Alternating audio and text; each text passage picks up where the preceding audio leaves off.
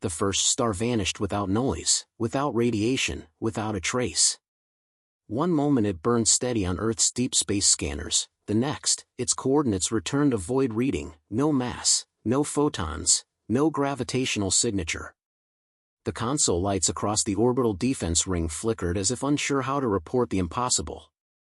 Admiral Lira Vance stood behind the primary sensor bank, hands folded behind her back, boots anchored to the vibrating deck.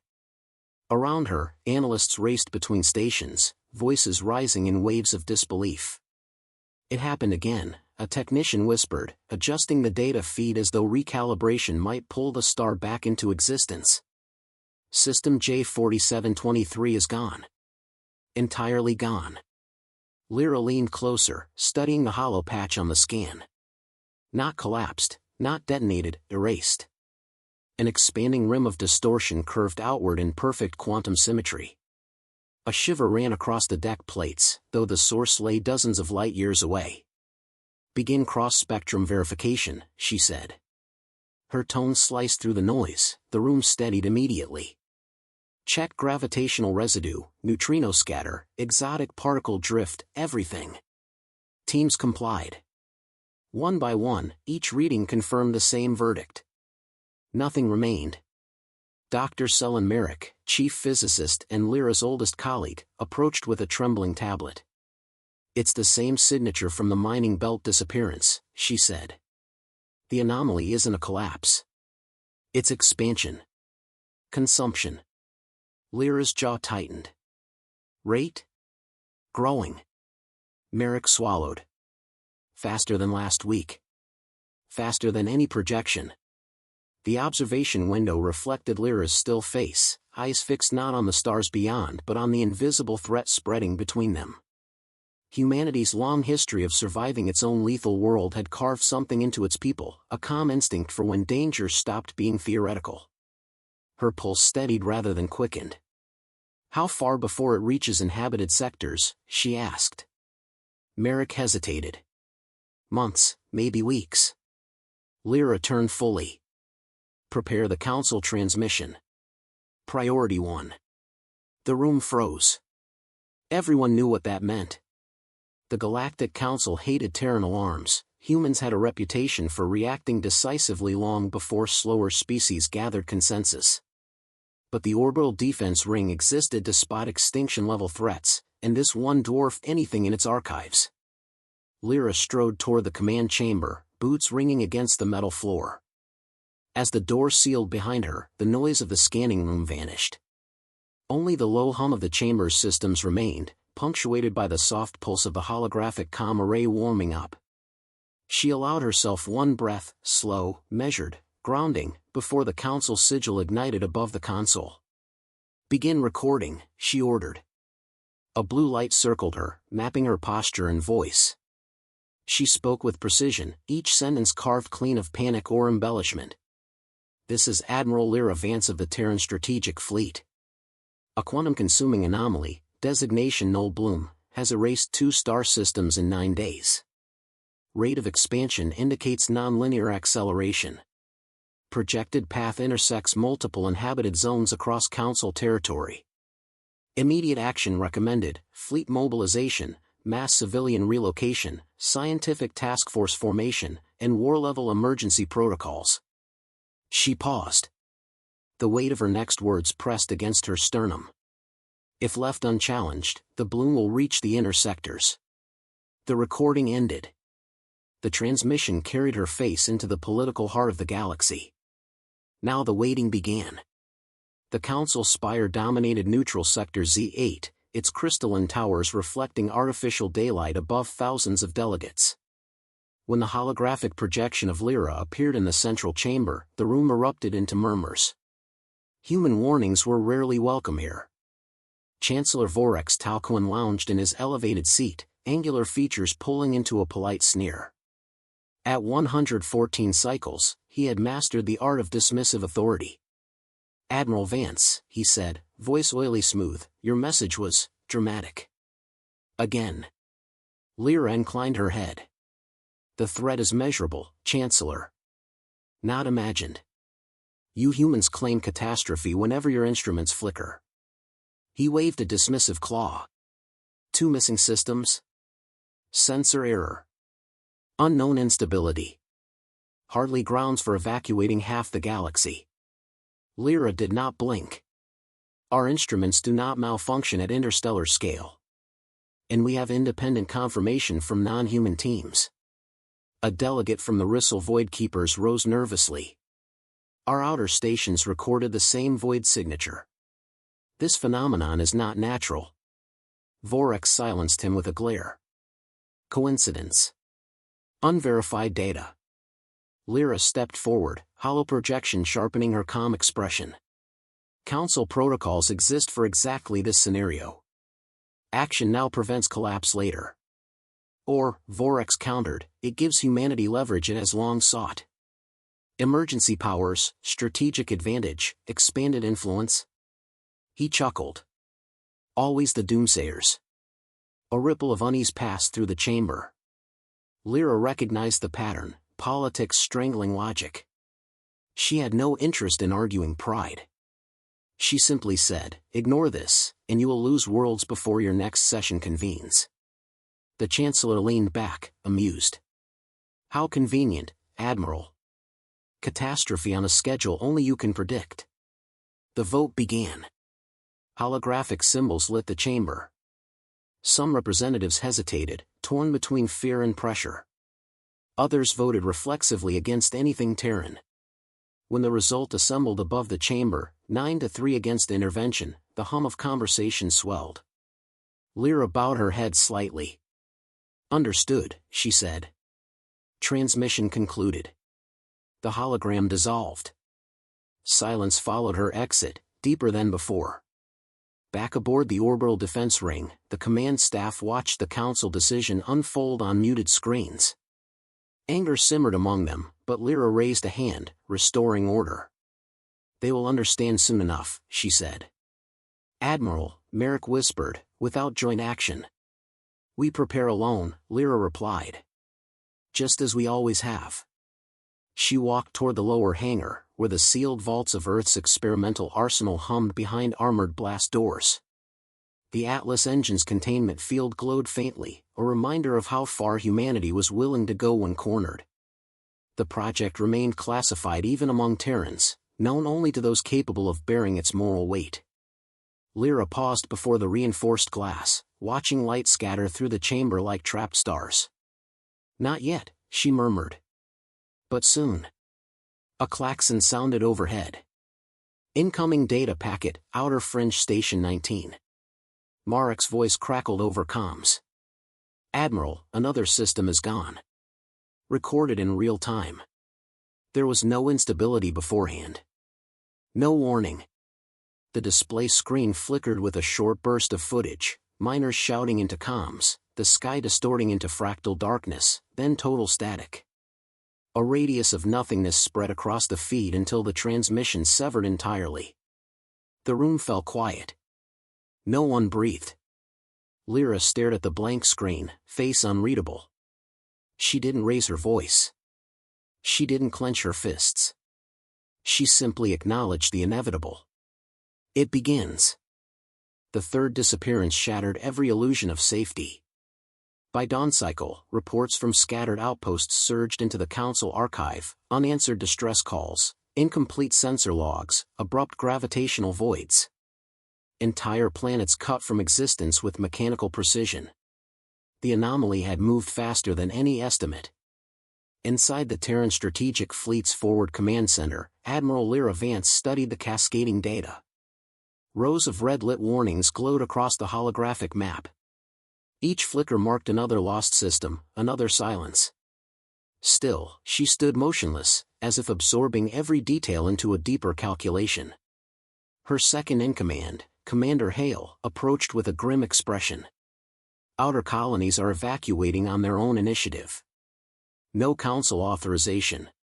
They shouldn't wait for permission, Lira said. Not anymore. Hale exhaled. The Council wants your presence.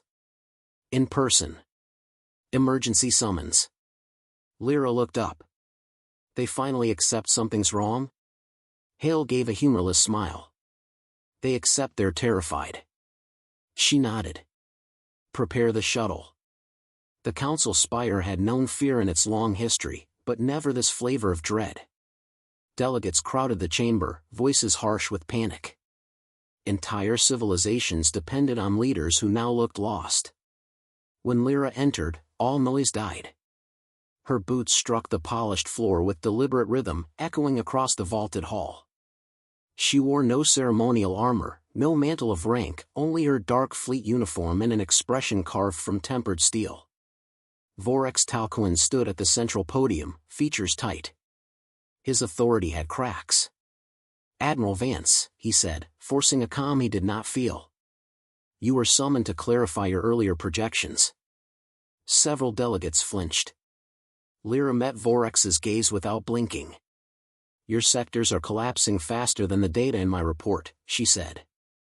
"I'm not here to revisit old warnings. I'm here to discuss survival." A ripple ran through the chamber. Someone muttered, "Deathworlders always bring war talk." Lira's voice cut cleanly through the whispering. "This isn't war. This is erasure."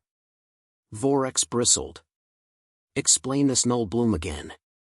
Without dramatics. She flicked her wrist. A holographic model materialized, an expanding sphere of distorted geometry. Delegates recoiled instinctively, the bloom shape tugged at the eye, as though space refused to hold it. "The anomaly consumes quantum structure," Lira said. "Mass, energy, curvature, everything. It spreads by folding spacetime inward and extinguishing all underlying states. Once it reaches a system, that system cannot be restored." An Arakan elder trembled. "Why can it not be slowed?" Lira expanded the projection. "Because your fleets fire at shadows. Conventional weapons can't interact with a phenomenon that rewrites constants." Vorex leaned forward.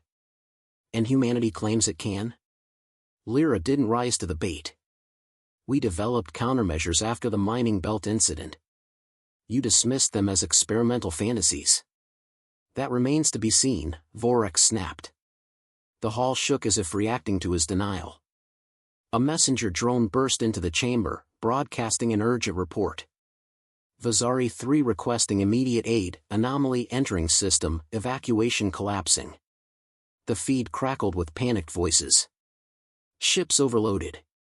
Family signatures vanishing. A child crying through static." The signal dropped mid-sentence. Some delegates gasped. Others sobbed. Vorex stared at the floor, jaw clenched, pretending composure. Lira spoke softly, but her words carried across the hall with brutal clarity. "Evacuation windows will close faster now. The bloom is adapting." A representative from the Glavian Protectorate stepped forward. "Admiral, what does humanity intend to do?" Lira hesitated. Revealing Earth's contingency carried political consequences, but the galaxy no longer had the luxury of secrecy. "We've developed quantum interference weapons capable of halting its expansion long enough to relocate populations." "You're talking about the rumors," Vorex said sharply. "The so-called quantum lances? Terran myths." Lira turned her head slightly. "Myths don't melt vacuum distortion at range." Gasps filled the room. Vorex's eyes narrowed. "And why were these weapons kept hidden from Council assessment?" "Because your committees would have buried them in protocol," she answered. "Humanity prepares before asking permission." Vorex slammed a clawed hand onto the podium. "Then humanity seeks military dominance. You wait for crisis, then demand authority with your prototypes." Lira stepped forward. The room fell completely silent. Her voice dropped to something cold and level. "We warned you because we hoped cooperation would save lives. You ignored us because you feared human capability more than cosmic annihilation." Several delegates bowed their heads. Even those long distrustful of humans couldn't deny the truth. Suddenly, the chamber screens lit up, live feed from a Terran Dreadnought position near the bloom's edge. The captain appeared, eyes taut with strain. "Admiral, we're ready for demonstration." Lira offered a brief nod. The Dreadnought rotated, aligning its bow with the swirling boundary of the Null Bloom. Energy conduits flared along the ship's spine. A spear of condensed white-blue force erupted forward, a quantum lance. The beam struck the Bloom's edge. For the first time, something resisted the void. The distortion flattened, rippled, and paused. Not defeated, but slowed. Delegates stared, stunned. How did humans achieve this?" whispered a Zelkan ambassador. Lira replied, "We learned long ago that our world doesn't forgive hesitation. Survival demands invention." For the first time since the meeting began, the hall felt hope, or something close to it. But the feed continued. The Bloom trembled. Then, like a wounded predator, it surged outward. Faster. Sharper. The Dreadnought recoiled as the distortion pushed back, nearly engulfing it. The captain shouted, "It's adapting." The feed cut. Delegates erupted into panic, voices overlapping in a shrill storm. Vorax gripped the podium with white-knuckled desperation. Lira scanned the chaos. Her decisions would determine the next hours, days, possibly the fate of every species represented here. She raised her hand. Her voice sliced through the rising hysteria. "Enough." The shouting ceased. "The Bloom's response confirms what our simulations predicted," she said. "Each countermeasure will provoke an evolutionary shift. We cannot depend on a single weapon. We need coordination, strategy, and full mobilization. Now." A trembling envoy asked, "Admiral, can humanity lead this effort?" Lira didn't answer immediately. She looked across the terrified faces, the ancient species, the proud empires, the cultures that once dismissed humanity as reckless deathworlders. Now they waited on her word. "Leadership isn't given," she said quietly. "It's taken when necessary." Vorax stepped forward, attempting to reclaim authority. "Admiral, you presume too much. The Council retains command." A blaring alarm cut him off. The chamber lights dimmed. A system-wide alert flashed across every screen. Anomaly detected, Bloom trajectory shift, heading toward the Council system. Vorax's composure cracked completely. "Impossible." "It's accelerating," Lira said. "It's aware of mass concentration. It's coming for the center." The chamber fell into stunned silence. Lira turned toward the exit. "Prepare your fleets. Humanity moves now. Whether the Council joins or not." Her officers followed her out, boots echoing through the corridor like a countdown. Behind her, fear finally transformed into truth. The galaxy had trembled. Now it understood why Earth had warned them. The alarm pulsed through the Council spire like a heartbeat losing rhythm. Every screen glowed red, each warning confirming a truth no one wished to face. The Bloom had altered course, bending a direct path toward the center of galactic governance. Civilizations that once mocked Terran urgency now faced the same silence that had swallowed frontier worlds. Admiral Lira Vance strode through the spire's evacuation corridor, her officers flanking her. The echo of hurried footsteps rippled behind them as delegates scrambled for shuttles. Lira did not rush. Every movement radiated intent. Commander Hale matched her pace. "The Bloom will breach the system in under 12 hours. We'll stop it before it reaches orbit," she said. "Or we won't be here to witness the consequences." Hale's expression tightened, but he nodded. They reached the Council chamber one final time. Chaos churned inside, leaders shouting, aides scrambling to secure data archives, security personnel urging evacuation. Vorax Talcoin stood frozen at the podium, eyes dull with shock. His authority had evaporated. Lira stepped forward. "Chancellor." He blinked, voice faint. "This cannot be real." "It's real," she replied. "And denial won't shield your world." Several ambassadors approached her, desperation replacing former arrogance. "Admiral, we need guidance. Tell us what to do. Our fleets await orders." Lira raised a hand, and the room stilled. "You follow Terran command," she said. "Effective immediately." A murmur surged. Not of resistance, of relief. Leaders from systems centuries older than Earth bowed their heads. They had run out of choices. Only Vorex remained defiant, though his voice cracked as he spoke. You cannot assume control of the galaxy's response. The Council must authorize. The Council had its chance, Lira said quietly. You squandered it. She turned from him. The authority he once wielded dissolved with that single sentence. The Terran flagship Resolute waited in high orbit, engines thrumming like restrained thunder. As Lira boarded, the crew straightened instinctively. Her presence steadied them more than any tactical briefing could. Status, she said. Hale pulled up the tactical overlay. Fleet coalition assembled, Terran, Rissel, Glavian, Arakan, and 8 auxiliary forces. The rest are still in transit. Too late for those. She studied the forming Armada, hundreds of ships aligned into layered formations, humanity at the core. Begin deployment procedures for the Atlas engine. A hush fell across the bridge. The Atlas engine. Humanity's last resort project. A device capable of collapsing quantum anomalies through forced spacetime inversion. Lira had hoped never to activate it. But hope had long since surrendered to necessity. Hale swallowed. It's not fully tested. It doesn't need to be tested, she said. It needs to work. He nodded and relayed the command. Hours later, the Bloom arrived. A shadow without surface, a sphere without shape, distortion warping the stars around it. It expanded in pulses, each one erasing distance as though the galaxy were made of fragile glass. The Council system vibrated beneath its approach. Entire constellations bent toward a void that refused to obey physics. On the Resolute's forward display, the anomaly loomed like a wound in reality. Communications officers reported transmissions from terrified citizens across the system.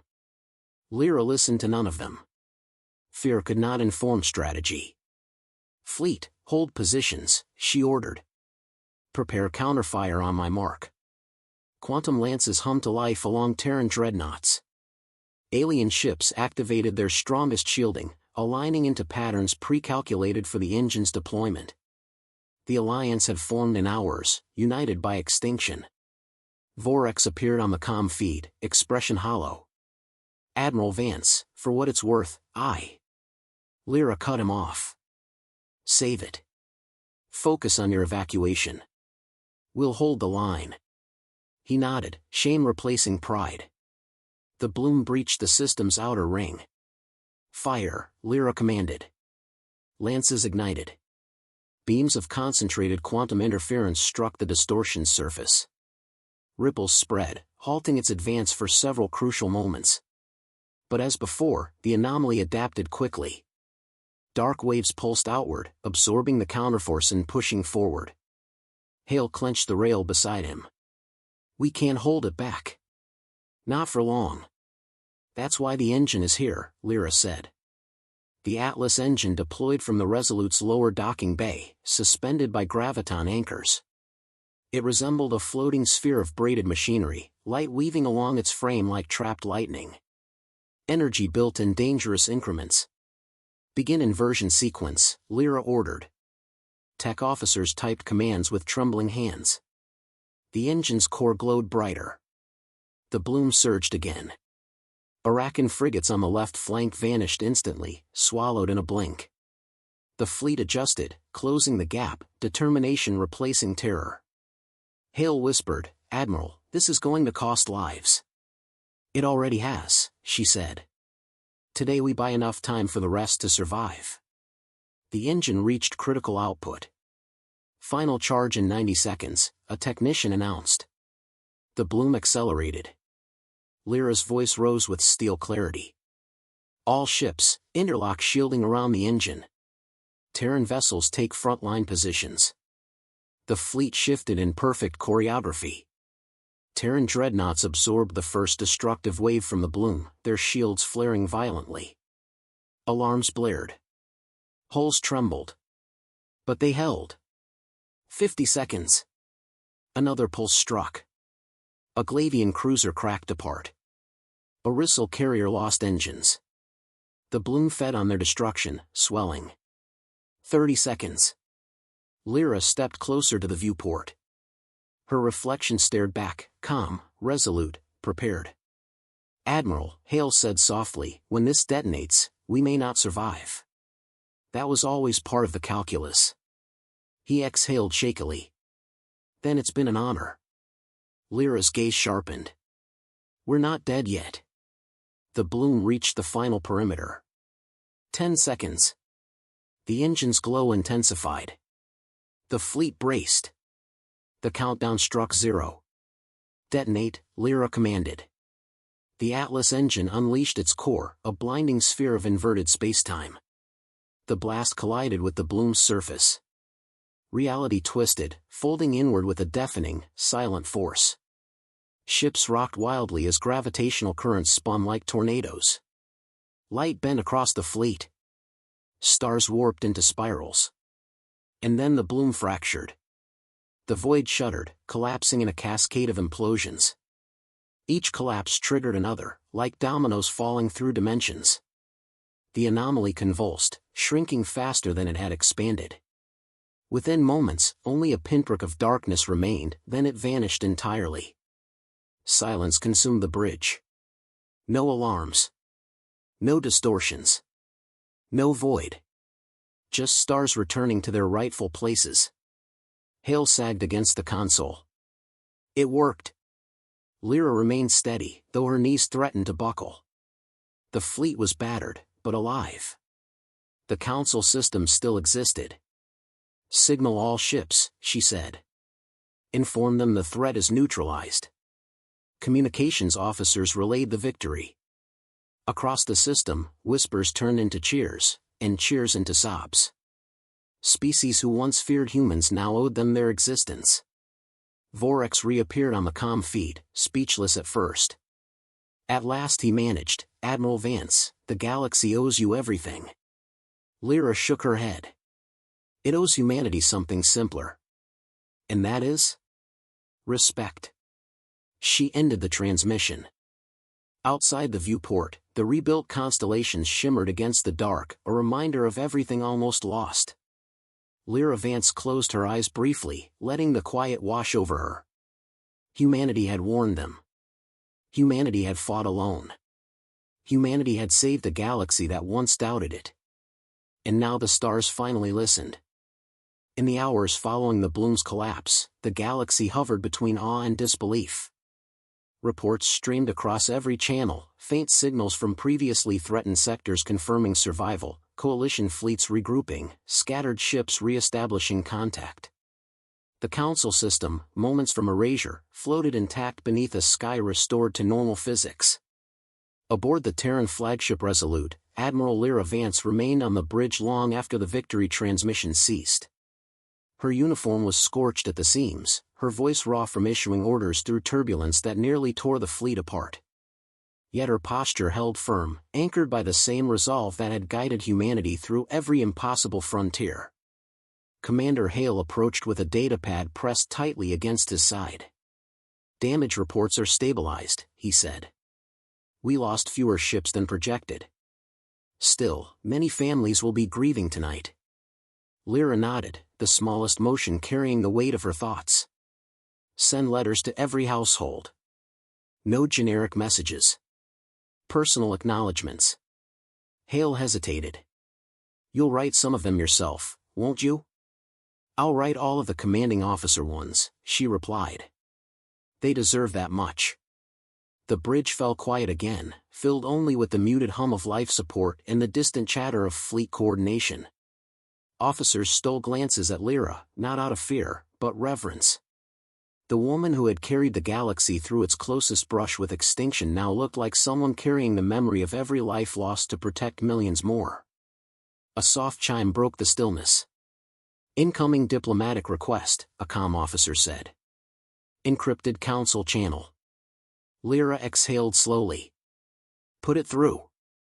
The hologram flickered to life. Chancellor Vorex appeared, no longer draped in ceremonial robes, no longer surrounded by aides or advisors. He stood alone, posture subdued, eyes dimmed by the knowledge of what almost befell his people. Admiral Vance, he said, voice stripped of arrogance. I am contacting you not as Chancellor, but as someone who nearly failed his entire civilization. Lira's expression remained even. The galaxy survived. That is what matters. He bowed his head. Because humanity refused to surrender. Because you refused. He paused, searching for words that did not come easily to him. We misjudged Terrans for generations. Your warnings, your preparations, your urgency, what we called aggression was something else entirely. Responsibility, Lira supplied. Yes. His gaze sharpened, not with hostility, but respect. The Council will resign en masse. A transitional body will form, and humanity will have a permanent seat in its leadership. You've earned it 100 times over. Lira said nothing for a moment. Then, the galaxy must rebuild. Make decisions based on survival, not fear of who brings the warning. Vorex nodded once. We will. The hologram faded. Hale let out a breath he seemed to have held since the Bloom's approach.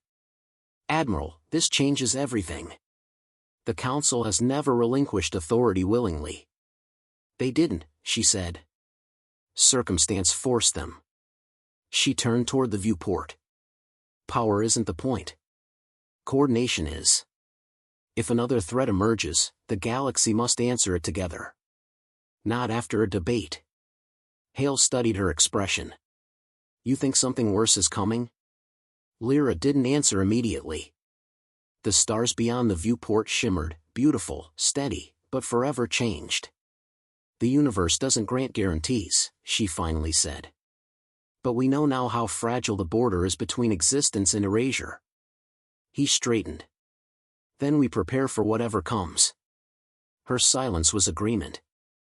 Hours later, Lira left the bridge and walked alone to the Resolute's observation deck. The chamber was empty, its curved window stretching across the bay like a lens into the restored cosmos. She approached it slowly, placing one hand on the cool pane. For weeks she had carried the weight of warning, action, and command. Now that the crisis had passed, the enormity of it settled into her bones. She allowed herself one moment, only one, to feel the exhaustion beneath the armor. The door slid open behind her. She didn't turn as Hale entered. I thought you'd gone to rest, she said. I will, he replied. After you. She allowed a faint, tired smile. You sound like the ship's physician. He asked me to check on you, Hale admitted. Said admirals have a habit of pretending they're indestructible. That's a stereotype, she murmured. It's also accurate. Lira finally turned. Hale studied her face, still controlled, but softer than before. The crew needs time to decompress, he said. They'll follow your lead. Yes, she said, looking out again. But they also need to know they aren't alone in carrying what comes after victory. What does come after? Hale asked gently. Lira traced a faint pattern on the glass. Rebuilding. Rethinking. Rewriting everything we believed about cosmic stability. Her voice lowered. And ensuring we never wait for permission to act again. Hale nodded. Humanity won't be ignored now. No, Lira agreed. But that doesn't mean we lead with force. We lead with clarity. Preparedness. And truth. And if another crisis rises? Lira looked at him, eyes steady. Then we do what humans have always done. We adapt. We endure. And we don't hesitate. He smiled faintly. Deathworld instincts. Survival instincts, she corrected. The next day, a coalition assembly convened via interstellar link. Hundreds of species watched as Lira stepped before the unified transmission grid. Civilizations expecting a triumphant declaration instead met a measured, unembellished voice. Humanity didn't save the galaxy alone, she began. You stood with us at the end. You held your positions. You chose courage over collapse. That unity must continue. Delegates listened with rapt attention. We cannot afford old divisions. Not after witnessing how quickly entire star systems can vanish. Your worlds owe their survival to cooperation as much as to countermeasures. A pause. Her eyes sharpened. And let this be remembered, we warned you. Not to gain power, but to protect lives. Next time, listen. Listen to any species that raises the alarm. Whether human or otherwise. Millions heard her. Billions replayed her words. Across the galaxy, history began rewriting itself. Later, as the Resolute prepared to depart for Earth, Hale approached one last time. Admiral, Command wants your recommendation for who should lead the Joint Defense Initiative. Submit a unified roster, she said. Not one leader. A triad, Terran, Glavian, Rissel. Shared authority. Balanced perspective. Hale blinked. Not you? I'll serve, she replied. But the galaxy must learn to stand even when humanity isn't holding the line. Otherwise we're repeating the same mistakes. He bowed his head. Understood. Lira stepped onto the command platform as the ship powered up for departure. The restored starfield reflected in her eyes, unchanged, yet no longer taken for granted. Humanity had warned them. Humanity had acted. Humanity had carried the burden others would not. And now, in the aftermath, humanity chose something rarer than victory, responsibility. As the Resolute shifted into jump alignment, Lira spoke softly, words meant for no one except the stars themselves. Never again. The engines ignited. The galaxy followed.